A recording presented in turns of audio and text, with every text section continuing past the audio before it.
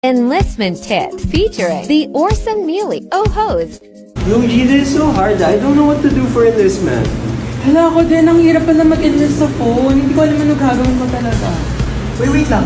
Ano nangyayari? Oh, we're doing enlistment right now. Enlistment? Yeah. Enlistment. Wait, do you have any tips for us? Yeah. Tips, of course we do. Alam mo, may isa akong tip na nalaman.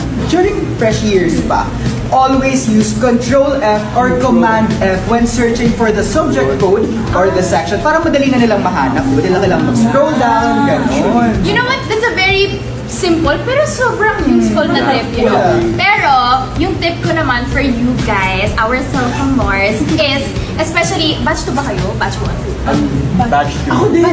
Hoy, grabe!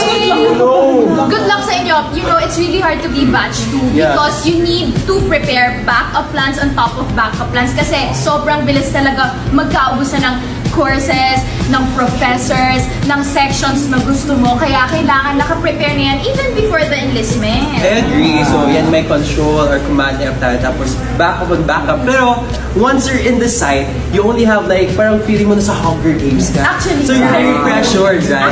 Accurate. Pag nakita yung mga buttons, may confirm enlistment. Pero sometimes, that's not enough.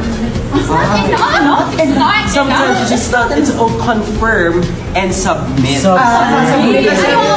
You need to make sure you press confirm and also submit. Ganon. Kasi sometimes nangyayari, dahil mabilis yung stats, hindi mo na-submit, pwede pang makuha ng iba. Ganon. So kailangan mo i-submit para sure na sa'yo na yung stat na yun. Ayan.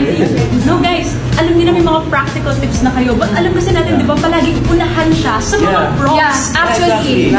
Pero kasi at some cases, hindi talaga natin makukuha yung prop na gusto natin. Kaya ang second best choice, maghanap na kayo ng friends na kasama niyo. Sa enlistment, sabay-sabay. Sabay-sabay, dapat sabay-sabay kayo ng klase. Sabay-sabay ng time slot. Kaya kasama na kayo.